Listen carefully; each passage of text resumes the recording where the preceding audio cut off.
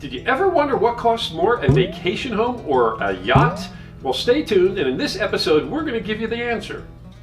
One look in your eyes and I find it. When you leave in my mind I rewind it. When you got it this good, you don't fight it. Now, one of the most frequent questions we get asked is, instead of buying a yacht, did we ever consider buying a vacation home? Well, the answer is yes, we did. Now, in this video, we're going to explain the thought process that went into us choosing to live on a yacht as opposed to a vacation home. Now, if you follow our channel, you may know that Lynn and I live for about 6 months out of the year on our 1979 Hatteras 58 Motor Yacht. Now, we purchased this yacht about 5 years ago for $175,000. We got a really good deal on it, and then we put some money into it as well. We value it now probably at about $250,000. In fact, you'd be hard-pressed to find a boat anywhere near the quality of this boat for less than that. Now, we're going to start with a couple of basic premises. The vacation home must be about $250,000, just like our yacht. Now, it should be somewhere on the East Coast, which is where we travel with our boat. It should be oceanfront, or at least close to oceanfront property, and it should have about 1,500 square foot of living space. Now, our boat has 4 bedrooms and 4 staterooms. Now, we know we're not going to find a vacation home property for $250,000 with 4 bedrooms and 4 staterooms. So we thought it would be a better idea to compare maybe the square footage. Now, the interior sections of our boat are roughly about 1,500 square feet. So we're going to look for properties in that size range. Now, we searched all over on the internet trying to find single-family homes for $250,000 that met the rest of our criteria, and it's just really not possible. So we started to look at condos, which is probably a more apt comparison anyway. Now, we found out in popular places, say Miami, Fort Lauderdale, you're just not going to even get a condo for $250,000 that has an ocean view. We did find some places in, say, Jersey Shore, maybe in Myrtle Beach, but if you're under $250,000, you're probably looking at a place that's about 800 square feet.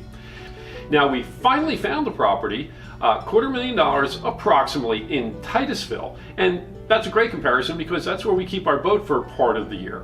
Now, it's a little bit more than $250,000, and it's a little bit less than 1,500 square feet, but this is just about as close as we could get. Now, it is a 2-bedroom, 2-bathroom. Our boat's 4-bedroom, 4-bathroom, but as you know, boats have smaller rooms, and so we thought that the square footage was the best way to look at it. Now, the condo is still big enough that you can have guests stay overnight just like we can on the boat, so Titusville it is. Now, up until now, I've been using the term vacation home, but keep in mind it doesn't necessarily have to be a vacation home. We could also be talking about your permanent residence. In fact, many of the people we know in the boating community have sold their personal residence and used that money to purchase the yacht that they're living on now. Now, Lynn and I, we live on our yacht about 6 months out of the year. We have a land house back in Pennsylvania. And, well, you know, I wouldn't mind selling the land house, but we're kind of attached to it, especially Lynn. Now, we built this home ourselves about 20 years ago, so there's a very strong attachment for that reason. And also, Lynn hosts most of the family events. For instance, Christmas, Easter, birthday parties, they tend to be at our house. So for that reason, we're probably going to be hanging on to it forever. Now, if you're familiar with our channel, you probably know that Lynn and I go on long adventures every year, usually about 3,000 miles. We go to the Bahamas, the Keys, up and down the coast. I'm not going to address those costs in doing this comparison, but at the end of this video, I will talk about these extra expenses we have and how they affect our decision on owning a yacht. Okay, so let's go over all the major costs. And for that, I am going to zip out of here and head back to my land house so I can sit down and look at a computer. Well, that's much better. There's no way I can rattle off all these numbers off the top of my head. Well, let's get into it. Okay, so the biggest expense for a yacht owner is typically slip fees. In our case, we are currently paying about $8,500 a year in slip fees, which is a pretty good deal. You know, in different places you go, it can vary a lot. You can find some very cheap places. You can find some very expensive places, say the Fort Lauderdale area. But $8,500 is probably a good number for most places on the East Coast if you're a full year rental. In fact, we paid just slightly more than that when we had our boat in Philadelphia for the last 5 years. Of course, a condo doesn't have slip fees, but what a condo usually has, in fact almost always has, is HOA, or a homeowners association. Now the prices can vary a lot on this as well, depending on where you're at and what type of amenities the condo would have. Now we didn't pick out a specific condo, but we did pick out a condo in a building that had several for sale. And the homeowners association fees in this particular building were $5,800. That might be a little on the high side, but I assume there's a lot of amenities that go with it. We have seen some of the area for $4,800, and I've seen some that are higher as well. But for our purposes, we're going to go with the $5,800 charged at this condo. Another expense that a condo will have that a boat won't is real estate taxes. Now, the real estate taxes at this particular condo are $2,800 a year. Next expense is insurance. Now, boat insurance is definitely going to be higher than condo insurance. The condo at this particular building is $1,200 a year for insurance. Now, we're estimating the cost for insurance for the boat would be about $3,000. Now, I do pay a little bit more than that, but keep in mind I'm paying for things like collision if I should wreck the boat, or things that won't happen if you say you buy a boat and you leave it in a marina. So to come up with something fair, we're maybe about $3,000, which is about 70% of the money that we actually do spend on insurance. A boat is going to have cleaning expenses, and I don't mean cleaning the interior and doing your dishes and things like that. You'll have that on a condo as well. But a boat, especially in Florida, is going to have to pay someone to come out every month, say, and clean the bottom. Otherwise, you'll get too much growth. Now that's something that's going to vary depending on where you were. For example, when we were in Philadelphia, we did not have that expense at all. There is no growth in Philadelphia. We could leave the boat in the water for 2 years, pull it out, and just power wash it, and that would be fine. Down in Florida, we were paying about $150 a month to have somebody come out and scrape the bottom. Total cost on that then would be about $1,800 a year. Maintenance. Now, both the boat and the condo will have maintenance expenses. Now, the maintenance I am estimating for each of these, obviously the number can go up and down year after year. Maintenance on our boat is typically about $3,000 a year, excluding maintenance items that happen because we travel a lot with the boat. I'm talking about the maintenance things that just keeping the boat in the marina, things that just need to be done, things that break occasionally. Maybe the air conditioner goes, or we need to replace a water pump. But I'm not talking about things like maintaining oil changes and things like that that are only going to be things that need to happen because we travel so much. I'm going to estimate $3,000 also for the condo. Now the condo, again, they may have zero expense one year, and the next year the air conditioning system goes. So you never really know, but just for the sake of argument, I'm going to say it's about equal at $3,000 a year for both the condo and the boat. Utilities. Now, utilities is something we really don't have on the boat. The marina fees that I mentioned earlier included the electric and the water. A condo is going to have utilities. They're going to have to pay for their air conditioning, their electric. So I don't know exactly. It's going to depend on usage and how many people are living in it, of course. But we're going to go with about $3,000 a year. Might be a little bit on the low side, but we'll use that as a round number. That gives us a total of $16,300 to own the yacht and $15,800 to own the condo. Very close numbers.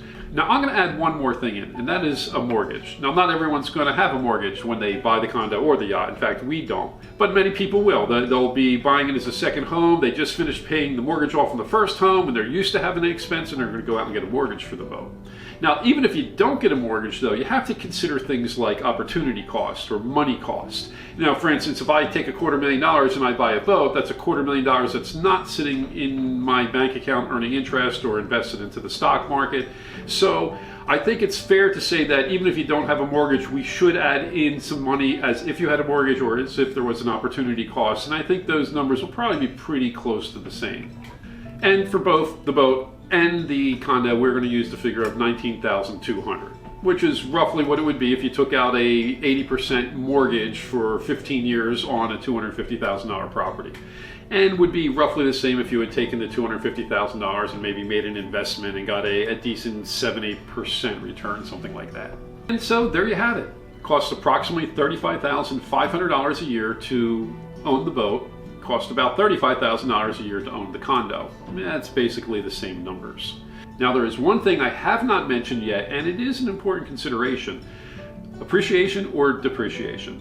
Now, on a condo, you're generally going to get appreciation, meaning that the value of the condo is going to go up year after year. Now, if you bought property in Florida, you know that's not always the case, but over time it is. And in fact, over time, say over a couple of decades, it's been averaging about 4% growth per year.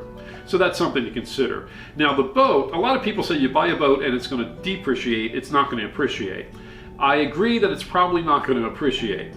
Now, on a boat like ours, a 1979 $250,000 boat, you're not really going to see much in the way of depreciation. The reason for that is that you're just not going to find boats of this size and this quality at this price, no matter how old they are. You know, if you can go find a boat that's 10 years older than mine, it's still going to cost the same. You can find one that's 5-10 years newer and it might cost the same. So, although depreciation is a very important factor if you're buying a newer boat. Now, if you're going to buy a boat, a brand new one off the lot, yeah, it's going to lose a third of its value in a couple of years. But if you're going to buy a 40-year-old boat like ours, and if you're going to maintain it and you're going to keep it in good condition, at least as good as it was on the day that you bought it, and keep updating things occasionally to make sure that it's still in style, the boat's pretty much going to hold its value.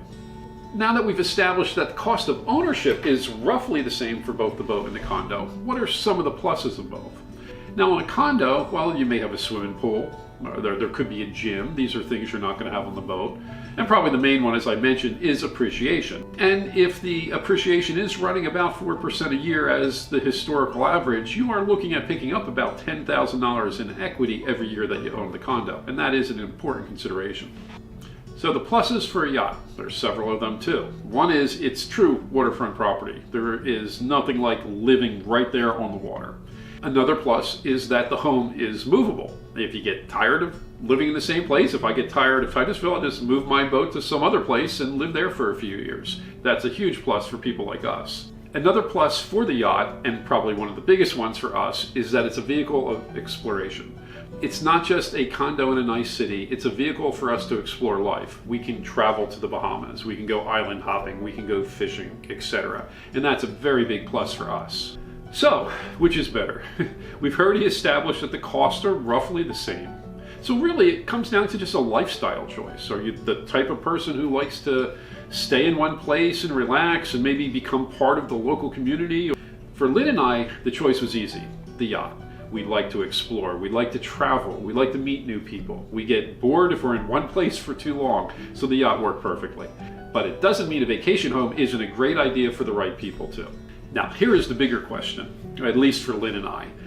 What is the total cost of owning the boat, including the trips that we take down to the Bahamas and the Keys and up and down the coast? That is a huge factor in whether we decided whether or not we were going to get a vacation home or buy a boat. Now, we've been traveling up and down the coast in the Bahamas for about 5 years now, so I have a pretty good handle on what the costs are. And the average additional cost of owning the boat over the expenses that I have already mentioned are as follows. We spend about an additional $6,000 on slip fees every year when we're traveling.